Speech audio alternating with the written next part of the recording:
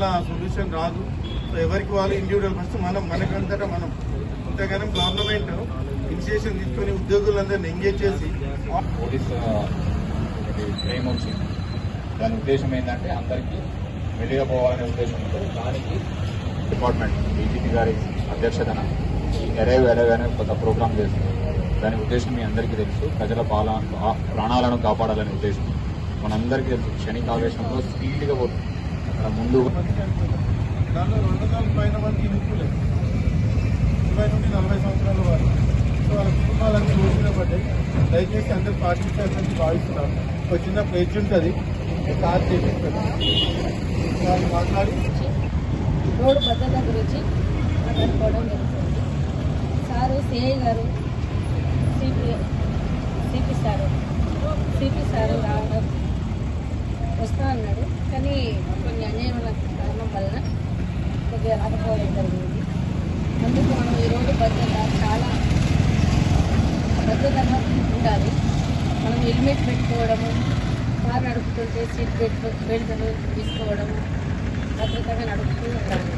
ఎందుకంటే మనము ఇంట్లో ఫ్యామిలీ చాలా నష్టపోతుంది.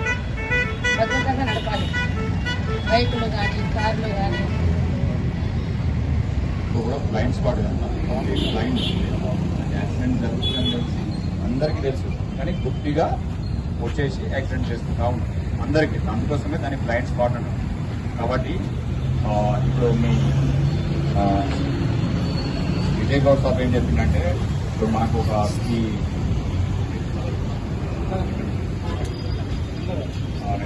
అది ఒకటి మేము బ్లాక్ స్పాట్స్ అంటే జనరల్గా ఒక 500 మీటర్ స్ట్రెచ్లో ఐదుగురు వ్యక్తులు చనిపోతే దాన్ని బ్లాక్ స్పాట్గా కన్సిడర్ చేస్తారు పోలీస్ విభాగం. కాబట్టి ఇప్పుడు ఆ కాంకంపేట దర్గా నుంచి ఇక్కడ వరకు మనకు 6 యాక్సిడెంట్స్ తప్పనిసరి. కారు బయట తీసినామంటే అందుకోసం అది మన గురించి చెప్తూ మన ప్రాణాలకు మన ప్రాణరక్షణ.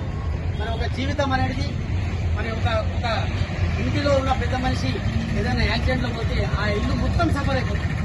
ఆ ఇల్లు మొత్తం సఫర్ కాకుండా ఉండాలని మరి గవర్నమెంట్ మన ముఖ్యమంత్రి రేవంత్ రెడ్డి గారు ఈ రోడ్డు భద్రతా వారోత్సవాల్లో గురించి కండక్ట్ చెప్పడం జరిగింది. దాన్ని అనుసరించుకుంటూ మన కమిషనర్ గారు కూడా మన మండలంలో చాలా ప్రోగ్రాంలు చేయడం జరిగింది. అలాగే మన ప్రోగ్రామ్ ప్రాణాలు కాపాడవచ్చు, పెద్దగా ఏం లేదు. ఇప్పుడు విజయ్ చాలా వివరంగా చెప్పినారు. ఆ సీట్ బెల్ట్ అండ్ హెల్మెట్. దాంతోపాటు ఏమైందంటే ఇప్పుడు ఎంక్రోచ్మెంట్స్ ముందుకు వచ్చేసినాయి. అది అవసరానికి మించి ముందుకు వచ్చేసినాయి. నిజంగా జ్యూస్ తాగాలనుకునేటువంటి లోపలికి వచ్చి కూడా తాగుతారు. లోపల ఉంటే కూడా ఇప్పుడు ఈ స్వీట్ హౌస్ లోపల ఉంది, లోపలికి పోయి తాగుతున్నారు. సో అట్లా ఒకరు పోటీపడి ముందర కొంచెం వెనకకి జరిపిద్దాం. సో రోడ్ ఆల్రెడీ ఎక్స్టెన్షన్ అయింది. ఇది అప్పుడు దాకా కూడా మనం అందరం ఒకళ్ళు అనుకుంటే కాదు, అందరు అనుకోవాలి. మొన్న ఒకరు వచ్చి ఆ కాలువలో పడ్డాడు. తాగి బండి నడపొద్దు. కొంచెం గ్రామాలలో మీ ఇళ్లలో మీరు కుటుంబం పెద్దగా ఉన్నప్పుడు మీ బంధువుల దగ్గర చెప్పండి. ఒక ఫంక్షన్ అయింది, తాగిపోతుంటే తాగిపోకరా ఇవ్వాలి, ఈడ ఉండిపో, లేకపోతే ఆటోలో వెళ్ళు, లేకపోతే పలాన్ని మల్లేసి అట్లా పోతుంటే డ్రాప్ చేసి పోతాడు, రేపు బండి నేను పంపిస్తాలే అట్లా చెప్తే ప్రాణాలు పోకుండా ఉంటాయి. మనం ఆటో అయినా డైరెక్ట్ ఆటో నడుపుకుంటే లోపల పడ్డాడు. వీడియో మీరు చూసినారు. నడుపుకుంటే డైరెక్ట్ కాలువలోపే వెళ్ళిపోయినాడు. ఒక బైక్ ఆయన గుద్ది కాలువలో పడ్డాడు. ఈ నెల రోజుల్లోనే ఈ 2 జరిగినాయి. ఇంకొక పత్రికా మిత్రుడు చనిపోయినాడు. ఇంకొక ఎలక్ట్రిసిటీ ఎంప్లాయీ చనిపోయినారు యాక్సిడెంట్ అయ్యి. సో మనం ఫస్ట్ మద్యం తాగి నడపడం మానేస్తే చాలా ప్రాణాలు కాపాడిన వాళ్ళం అవుతాం. మీరందరు గ్రామ పెద్దలు అందరూ కూడా మాకు దాంట్లో స్వార్థం లేదు. ఎవరియో షాపులు తెలియదు, ఏ పార్టీ వాళ్ళవి కూడా తెలియదు. దయచేసి సహకరించండి. పబ్లిక్ కోసం చేస్తున్నాము. కొంచెం ఆ ఎక్స్టెన్షన్ తీపిద్దాము. ఆల్రెడీ రోడ్ ఎక్స్టెన్షన్ అవుతుంది. ఇప్పుడు వీళ్ళని చూసి ఆశపడి ఆయన మొత్తం ఇల్లు పగలగొట్టుకొని ముందర షెడ్ వేసుకుంటుండు. మళ్ళా వీళ్ళని చూసి అదే వాళ్ళని చూసి ఆయన వేసుకుంటుండు. తర్వాత అన్ని తీసేసి షటర్ వేసుకుంటున్నారు. అట్లా ఒకరిని చూసి ఒకరు పోయి పెద్దగా 50,000 కిరాయి అంటే అది కూడా లేదు. అనవసరంగా కొంచెం ఎంకరేజ్ జరిపి వేయించుకోమని చెప్తాము. వాళ్ళకి సలహా ఇస్తాము. లేకపోతే ఎన్ఫోర్స్మెంట్ చేద్దాము. గ్రామ పెద్దలు మీరు ఆ సెక్రటరీ గారు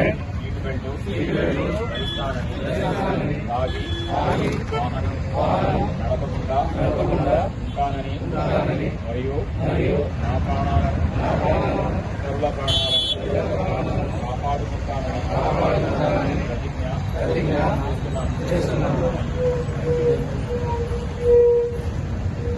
ఉద్దేశం ఒకటే, పోలీస్ రేట్స్ ఏంటంటే అక్కడ రేడియం ఉంటుంది, ఆ పర్టికులర్ పోలీస్ బొమ్మను చూసి చాలా మంది అలర్ట్